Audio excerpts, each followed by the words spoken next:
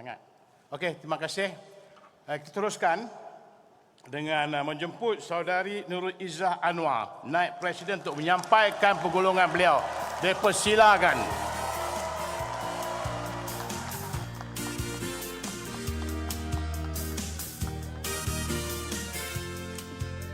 Terima kasih Pak Mus, pengerusi tetap.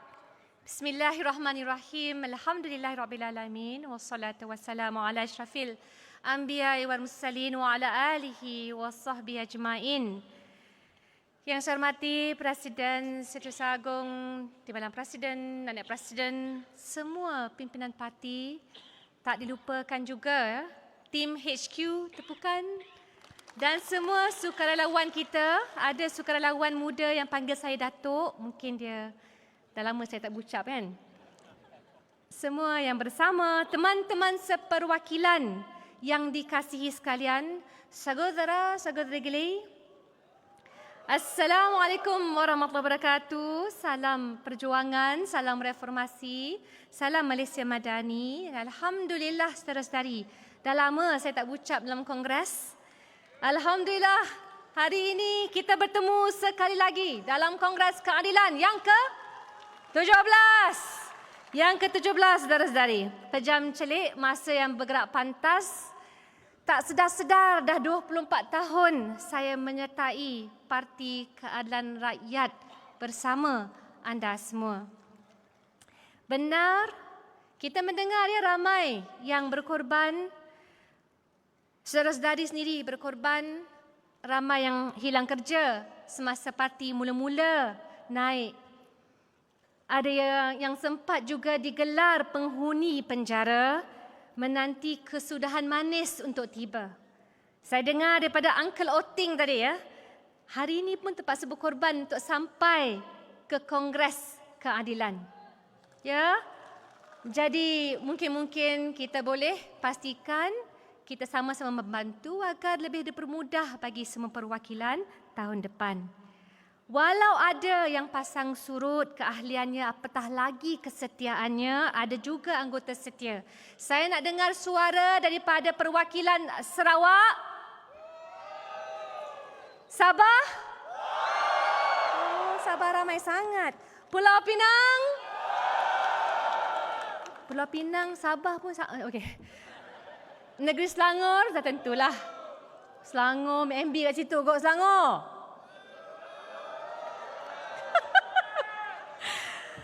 Jadi bila kita mengimbas kembali pengorbanan, saya hari ini sangat terkesan kerana kita nak bandingkan pengorbanan apalah sangat berbanding dengan kesengsaraan, genosid, penghapusan kaum yang dihadapi oleh saudara-saudari, kawan-kawan kita di Palestin saban hari sejak 75 tahun yang lalu.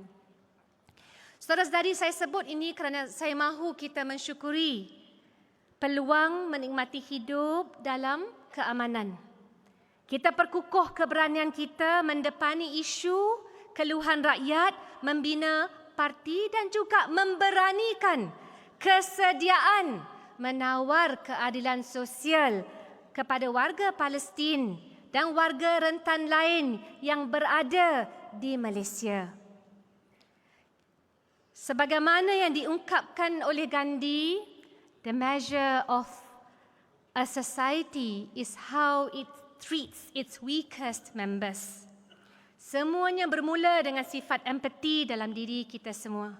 Semasa saya mula-mula pergi berceramah pada umur 17 tahun, rasa empati inilah yang menzahirkan kesediaan saudara-saudari datang, dengar, bersama, menganggotai. Ketika itu Datuk Azman belum lagi Parti Keadilan Nasional. Ketika itu namanya Adil. NGO yang tidak diluluskan sehinggalah pada tahun 1999 kita ambil alih dan wujudlah Parti Keadilan Nasional dan Rakyat pada hari ini. Kenapa saudara-saudari?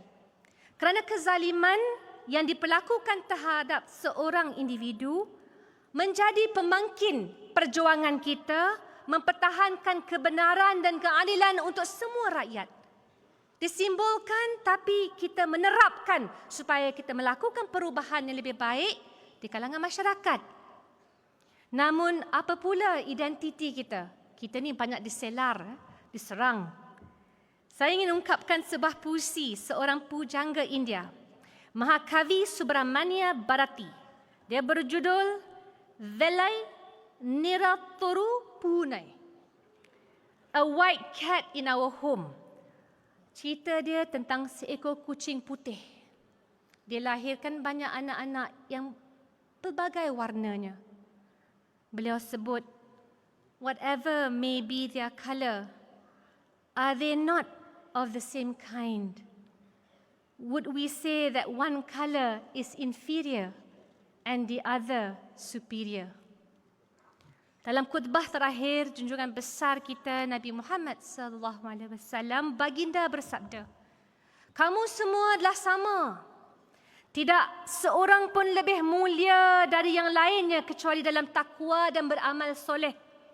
Ingatlah bahawa kamu akan menghadap Allah Subhanahu Wa Taala pada suatu hari untuk dipertanggungjawabkan ke atas apa yang kamu kerjakan. Oleh itu, awasilah jangan sekali-kali terkeluar dari landasan kebenaran selepas ketiadaanku. Sedarlah saudara-saudari, yakinlah yang kita perjuangkan ini selari dengan ajaran dan prinsip Islam. Kelebihan manusia terletak bukan kerana warna kulit, bangsa atau bahasa. Sebaliknya terletak kepada takwa. Dan keyakinan inilah harus memperkukuhkan tekad kita sementara kita bertarung di media sosial. Fitnah ini seolah-olah tidak ada penghujungnya. Kalau dulu saya saman, sekarang Kat Fat pula saman. Jadi, isu fitnah ini yang saya nak sebut bukan saja dari luar, saudara-saudari. Dari dalam pun ada. Ia membunuh, saudara-saudari. Ia membunuh kejayaan sekecil mana pun. Ia membakar usaha yang telah kita kerjakan selama ini. Memang tidak sempurna. Tidak ada sesiapa yang sempurna. Tapi yang kita mahukan, kalau kita boleh berhusnuzon dengan parti lawan, takkanlah tak boleh berhusnuzon sesama kita ini. Kita guna peluang. Kita guna peluang untuk membina kekuatan. Inilah, lihat kiri, kanan, depan, belakang. Inilah teman-teman nak berlawan pun dalam perang. Jadi kita guna senapang dan juga peluru kita mungkin untuk melawan pihak luar yang layak dilawan. Boleh? Tak dengar? Boleh? InsyaAllah. Kita merenung kembali deklarasi Permatang Pauh disebut berkali-kali bukan sahaja dalam ucapan dasar oleh pemimpin lain juga. Dan walaupun kerusi kita pinjamkan sebentar, InsyaAllah kita cuba menangkan kembali. Tapi yang kekal lestari, yang kekal untuk dipertahan, yang dilaungkan pada 12 September 1968 adalah deklarasi Permatang Pauh. Kerana itu kita harus memaknai dalam agenda kita. Memaknai reformasi, barulah boleh julang Madani. Madani ni kali pertama diungkapkan tahun 1996. Maksudnya nak membina ketamadunan. Dan sesuatu yang berat tanggungjawabnya. Dan antara inisiatif yang saya fikir hari ini dalam ekonomi Madani, dari segi pemindahan subsidi yang tidak produktif, nak pastikan kita selamatkan dana bagi menampung tambahan sumbangan tunai rahmah untuk memberi kelegaan kepada rakyat untuk bernafas. Kita juga ambil maklum, saudara-saudari, tadi banyak otai-otai kita, banyak warga-warga kita yang daripada awal membina parti.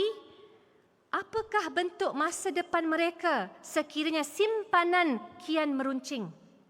Bawah KWSP, 6.3 juta ahli bawah 55 tahun punyai baki simpanan kurang RM10,000. Maksudnya, bila nak bersara nanti pendapatan RM42 sahaja sebulan untuk tempoh 20 tahun. Kerana itulah kita desak agar perlindungan sosial dalam negara kita terus diperkukuh. Kalau dahulu Datuk Seri Dato' Wan Azizah mempengurusikan My Social Protection Council, kini baton diserah kepada Presiden Parti. Harap Presiden meneruskan misi berat ini untuk melaksanakan perlindungan yang mapan, yang kalis masa depan. Beginilah yang kita mahukan bila kita kata tentang memperkasa Melayu Bumiputera, termasuk kaum lain yang bergelut dalam kancah kemiskinan. Maka kerajaan perpaduan insya-Allah kita harapkan dapat terus fokus. Saya dengar maklum balas isu kebajikan golongan pekerja dalam negara ini harus kita perkasakan, khusus orang bekerja sendiri. Ramai anggota parti kita dalam kategori bekerja sendiri. Kerana itulah untuk melindungi golongan OBS atau OBS dan juga gig workers, kerajaan memperkenalkan insurans kemalangan. Kita nak pastikan capaian supaya hampir 100% menjamin masa depan pekerja. Ini telah diangkat oleh kerajaan. Saya dengar juga keluhan perwakilan daripada Kedah tadi, graduan. Memang banyak pengumuman dalam bidang TVET, dana juga besar. Bagaimana dengan capaian? Adakah semua anggota kita yang layak khususnya dapat mengambil peluang dalam tawaran TVET yang diberikan? Ramai anggota kita juga datang daripada golongan B40. Kita lunaskan tawaran upskilling, capaiannya saya setuju, jaringan yang lebih erat, cabang ranting negeri dan juga pimpinan yang ada di sini. Perniagaan termasuk bantuan sama ada booth kira ataupun tekun. Yang penting kita mengikut lunas undang-undang dan menyasar mereka yang layak. Saudara-saudari, bayangkan dalam masa 5 tahun menerusi latihan kepakaran yang dapat kita berikan. Pekerja dalam sektor gig hari ini mampu mendapat bayaran gaji lebih tinggi ketika itu. Hasrat ini tak mungkin dapat kita laksanakan tanpa reformasi sistem, tadbir urus, tata kelola, termasuk juga menyelesaikan isu deep state dan daulah terpendam.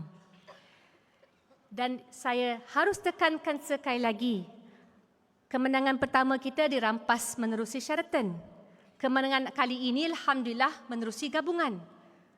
Kita tidak boleh teruskan melaksanakan agenda kita kalau kita, Datuk Ella, tidak kekalkan kemenangan ini pada masa pilihan raya yang akan datang, termasuk yang bermula dengan Sabah.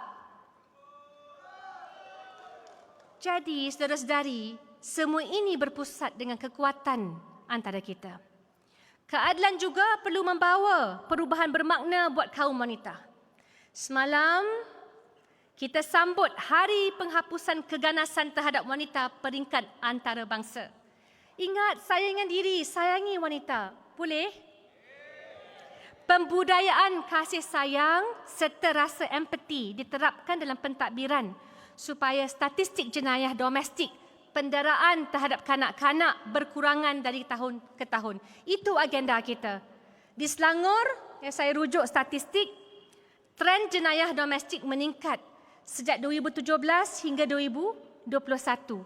Alhamdulillah, jenayah tersebut menurun sebanyak 466 kes pada tahun ini.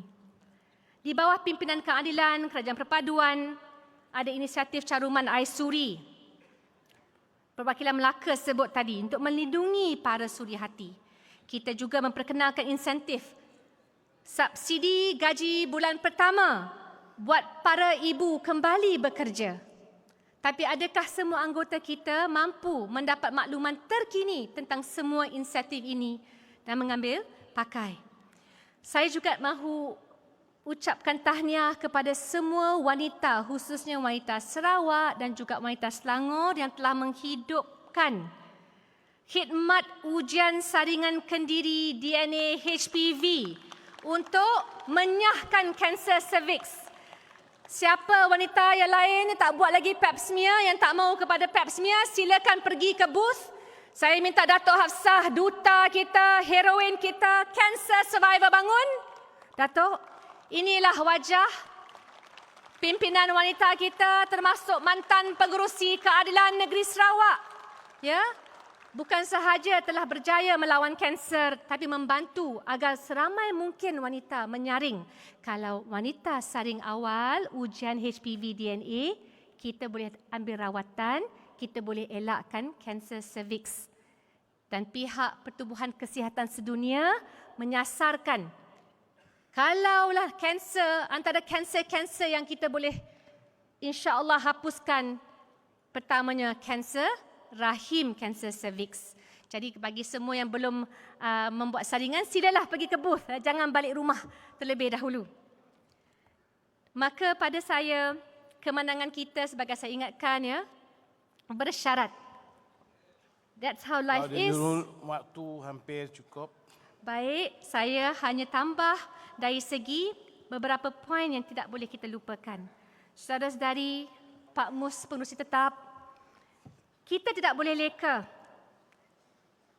Saya mahu membawa kes dan juga perjuangan bagi Sheikh Yashid Ghanouchi yang telah ditahan tanpa bicara di umur 82 tahun oleh diktator Tunisia, dan beliau antara pemimpin Demokrat Muslim yang memberikan dukungan penuh kepada Presiden semasa Presiden ditahan dalam penjara.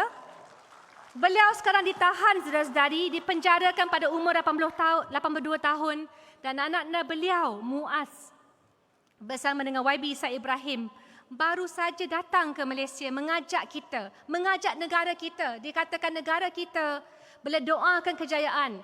Beliau pastikan ya kita kekalkan kejayaan ini supaya kita boleh meneruskan agenda bagi berkebajikan untuk rakyat. Itulah imej keadilan di mata dunia. Jangan sekali-kali kita lupa untuk mempertahan prinsip demokrasi yang jelas selari dengan ajaran Islam. Kekuatan kita, ini paling penting ya, pengurusi tetap. Kekuatan kita bergantung kepada jentera kita. Seandainya jentera kita rapuh, maka sukar untuk pertahankan apa yang telah kita bina. Seandainya kesatuan kita lemah, mudahlah musuh masuk merempuh. Sehubungan itu, saya ingin tekankan organisasi. Latihan kepimpinan dalam parti sebaik-baiknya diperkemas dan seragamkan. Contoh, inisiatif Akademi Keadilan Rakyat bawah AMK Akar. Saya ajak semua anak muda bersama dalam inisiatif ini. Saya juga dapat janji daripada dua naib presiden ya, belah sana. Seorang Datuk Seri Aminuddin telah bersetuju untuk memulakan pembudayaan madani pada peringkat negeri 9. Tepukan saudara-saudari. Kena bagi encouragement. Saya lihat modul. Kedua, Datuk Seri Aminuddin Syahri juga bersetuju menawarkan premis percuma untuk latihan pengkaderan buat parti. Jadi, saya fikir yang terakhir adalah cadangan daripada perwakilan untuk kita melakukan post-mortem. Post-mortem tentang proses perjalanan pilihan raya baru-baru ini supaya kita boleh membina lagi kekuatan bagi pilihan raya mendatang. Dan insya-Allah kita ingat masa silam membayangi masa depan. Maka belajarlah daripada masa silam agar dapat kita menjamin masa depan yang lebih baik. Tugas ini sukar ya kalau tak bersatu kerana setiap malam musuh yang sebenar berkeliaran di media TikTok, berinteraksi, berkomunikasi dengan para pengundi, saudara-saudari. Jadi, kerana itu saya berharap kita gunalah wadah ini untuk bersama, dan saya akhiri ucapan dengan memetik ungkapan penyair Palestin terkenal Mahmud Darwish. We Palestinians suffer from an incurable disease called hope. Hope for liberation and independence, hope for a normal life where we shall be neither heroes or victims. Hope to see our children go to school without danger. Hope for a pregnant woman to give birth to a living baby in the hospital and not to a dead child in front of a military control post. Jangan kita sia-siakan nikmat setiap saat yang kita ada. Jangan anggap kemenangan itu milik kita sentiasa.